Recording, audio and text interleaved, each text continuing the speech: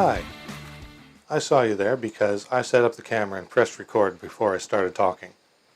My name is Marcus Cupola. You might remember me from such anxiety videos as Look Ma, No Hands and Don't Look Down. I wanted to talk to you today about another coping skill that I call Name the Thing. Name the Thing is a process of dealing with the amorphous blob of anxiety that comes up whenever we experience something. So let's pull up that blob that we used in a previous video. How about this one? No. What about this one? No, although that one's problematic. How about that one? There we go, that one. This amorphous blob, the unknown, the unnamed. Well, by naming the thing, we create a small list of things. So however even big that list might be of things that cause us fear, it's still smaller than that amorphous blob. So we start by naming the fear, or the anxiety, or the thing. We name the feeling that we're having. Then we name what triggered it. So we're starting to engage our mental processes. By being aware of what's going on, by using the words, I'm noticing the fear of, or I'm noticing the feeling of, we put some of that mental distance between us and the actual emotion. So we start to re-engage the brain by using that process. Then we name the thing that triggered it. So again, we're starting to get some of that distance between us and the trigger. So I'm noticing the feeling that I'm afraid because I saw somebody in a red coat. Then we propose a solution. I'm noticing the feeling of fear because I saw somebody in a red coat. So I'm going to use a coping skill and reduce my anxiety. Now you'll notice I didn't say get rid of or calm or overcome. Reduce. So if it improves it even a little bit, then it's worthwhile.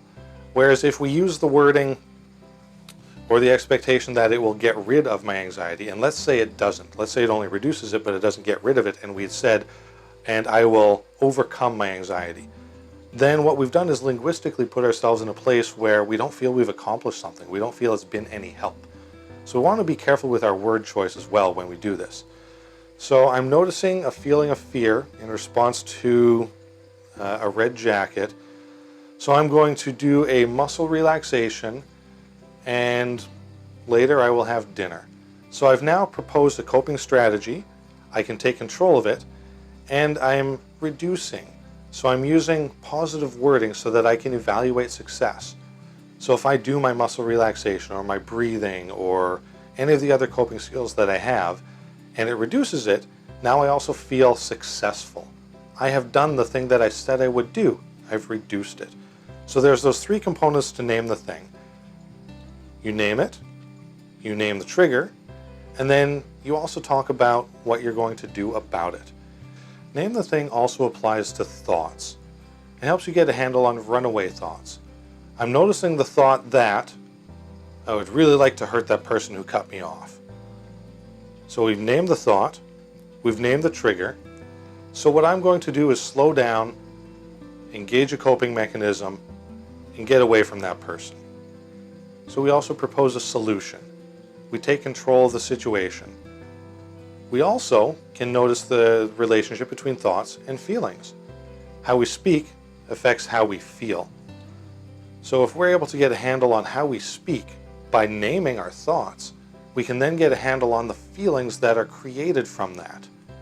Have you ever noticed sometime that you'll get angry at something, and then as soon as you start, swearing and you blow up, it just feeds on itself? Anger feeds on itself. But language also helps get us there. So we can also use language to help keep us away from there. So if I say, I'm noticing the thought that I really want to hurt this person because they disrespected me. So I'm going to step away from the situation. I'm going to chill out. I'm going to do a grounding exercise. And then I'll come back and I'll stay away from them. So I've used the exact same process. I've named the thing. I've named the thought. I've named what caused it. And I've named a solution.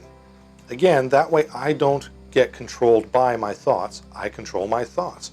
So that process, that sort of semi-rigid process that I mentioned, using I'm noticing the feeling of, or I'm noticing the thought of, or I'm having the thought of, by keeping that same formula, then you can just put in what you're noticing.